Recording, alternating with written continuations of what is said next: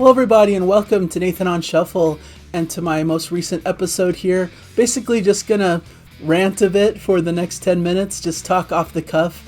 Just something I'm passionate about, something I've been talking about to my wife recently, something I've just been thinking about. I think I've talked in the past before about how I'm thinking about what to do with this channel and how to proceed with it. And what I should focus on. And there's always this kind of push and pull between what I want to do personally and what I think the audience wants to see, or what I think will be most viewed and what people will actually click on. You know, it's hard to find that balance, right? Because there's certain things I would love to be talking about, but I feel like hardly anyone would care and it would get terrible views. But there's certain things that would probably get me tons of views, or at least be one of the more viewed videos on the channel, but I just don't feel very compelled to talk about that, you know? So it's difficult. But really what it comes down to with me for the channel, I'm not really doing this for clickbait. I'm not doing this to get a ton of views and to become any kind of big name in the prog YouTube world. I know there's certain other YouTubers who have more ambitions than I do, but I treat this as more of a personal project. You know, it's more of my own personal vlog that I'm able to put out there and talk about my passion about music. And if other people connect with that and can share in that excitement, then that's great for me. I really like that. And I don't need a huge amount of subscribers or tons of big level views, you know, and I fight with this because I do like to be part of the conversation. I do like to feel like I'm in the same league as some of my contemporaries. And sometimes I hate being kind of left behind. I have a bit of that FOMO aspect. I'm afraid I'm going to miss out. But I'm starting to try to come to terms with what this show is, with what I'm doing with my YouTube channel, and being okay that it's an outlet for me to talk about things I'm most passionate about. And I think it would be disingenuous to suddenly try to put out a bunch of clickbaity things and talk about all the stuff that the traditional YouTubers put out there, you know, or to try to frame it in a specific way to get clicks and to get views and to grow my channel in a way that isn't organic or isn't really very helpful in any sort of way, you know? Like, I would rather have a small, devoted group of people who actually care about what I'm talking about, who are actually kind, wonderful people, who talk civilly in the comments, who are just really wonderful, than explode and have a bunch of people come in who are just, you know, don't care about most of what I do, are a bit mean and cruel in the comments, or a bit overtly judgmental, all that kind of stuff. I feel like that can come. I've noticed that on my own when I surge just a little bit in viewers, or some video really connects.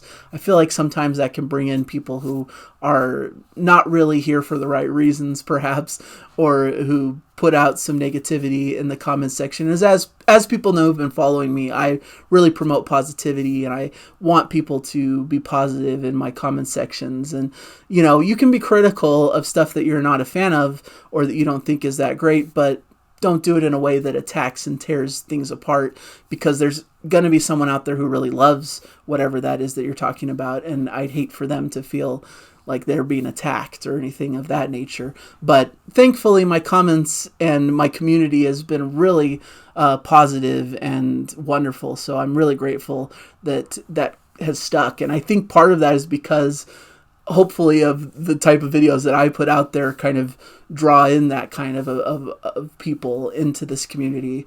But of course, that's going to mean that a big swath of people just won't be interested in my content, because I don't put out controversial opinions and clickbaity headlines and, you know, trash on certain things.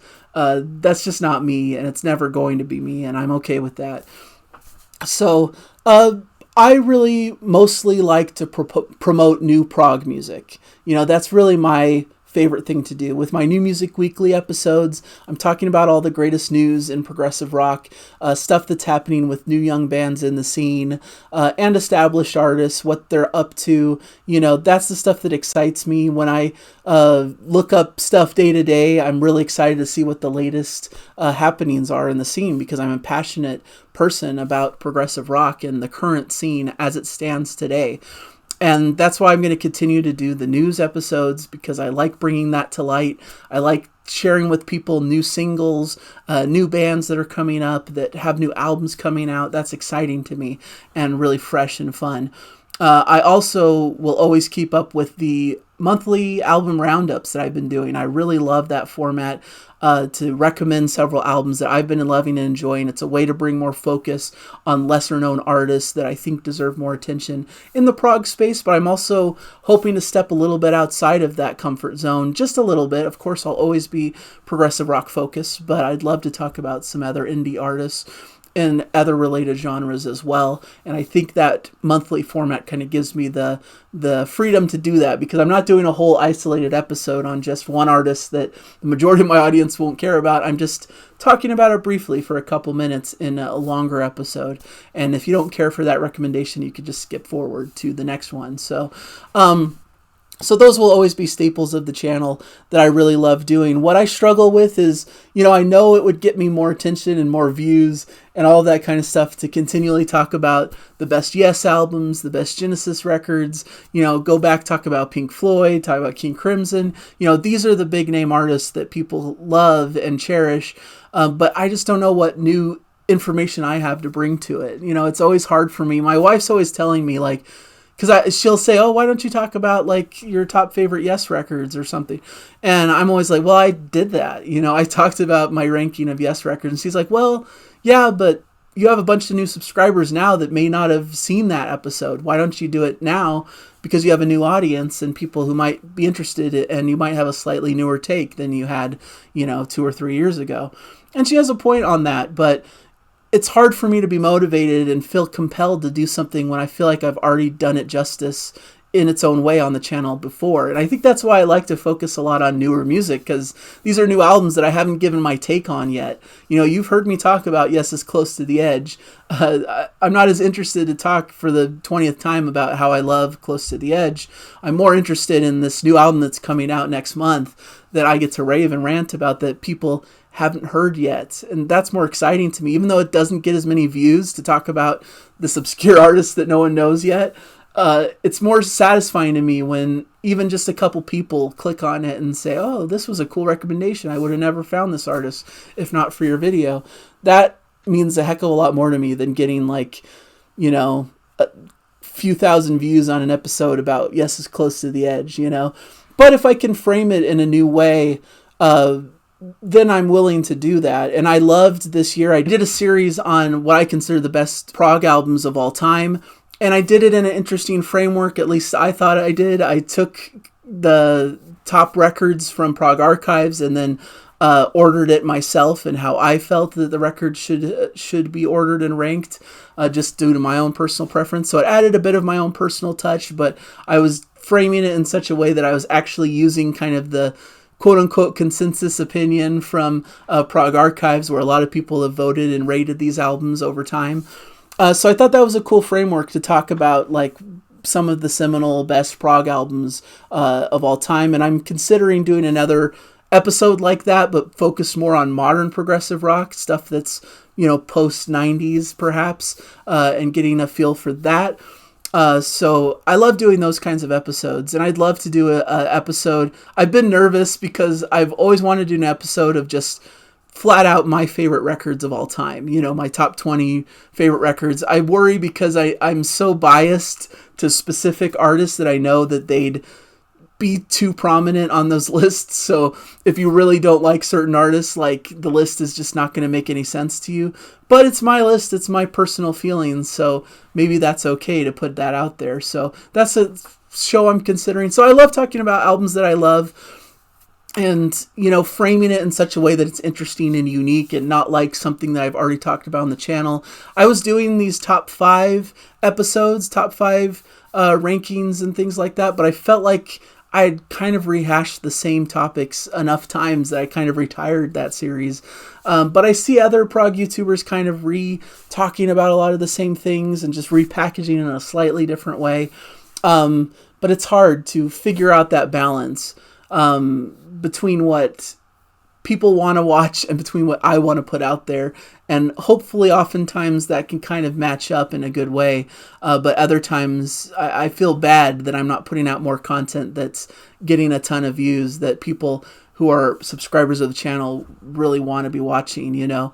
So hopefully I can find the right balance for that, but I wanted to kind of explain why I focus mostly on newer prog music rather than constantly going backwards. And you know, I do the episodes with Jana. We listen to prog songs together. Off most of the time they're older prog songs. And you could say, well, isn't that rehashing old progressive rock? But I feel like that's an interesting framework because it's the first time for Jana to hear it. So you're getting a new perspective on it. So I feel like that's a cool framework to talk about that older progressive rock music. And hopefully we can do more of those episodes. I know we've been on a little bit of a break and it's been a bit inconsistent.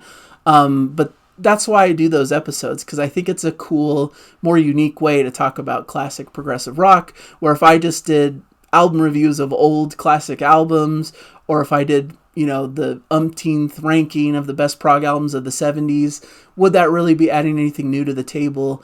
Is that really worth my time and attention? Is that something I'm really passionate to spend the time putting together, or would I rather focus on new music and talking about new albums that are exciting me and that are most likely records you may have not have heard of and that can change your musical perspective in today's day and age? I think that's exciting and fun. And that's where I focus my music listening on as well. Like, I don't listen a lot, honestly, to old classic records. Unless I'm doing an episode about it, I mostly listen to new music that's just released or that came out this year.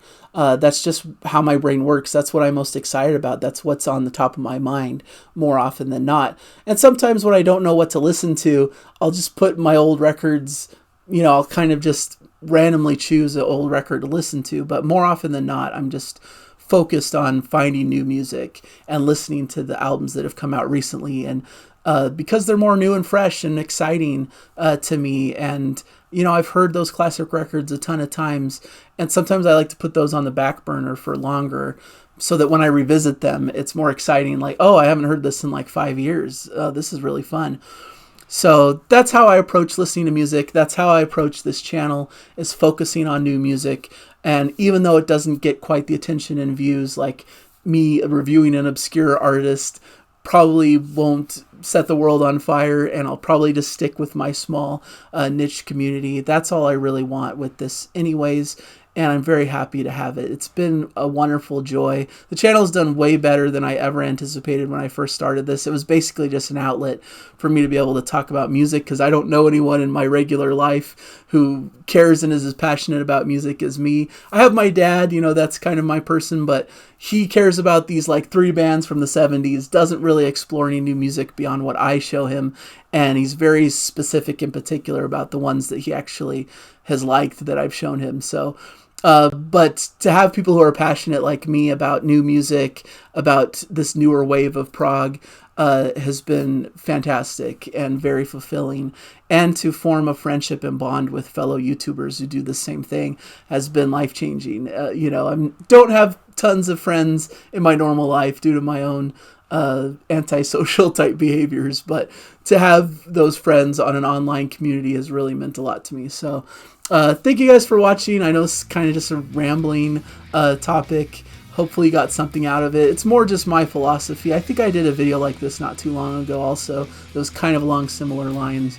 But I'm hoping this can kind of explain my philosophy for the channel and why I focus on what I do and why you don't see a ton of videos talking about classic prog recently. Hopefully I'll do some of that, but it's just not my main primary focus. It's not what I'm most excited about. So thank you guys, and I'll hopefully catch you in future episodes on the channel. Thank you. Bye, and enjoy the music, everybody.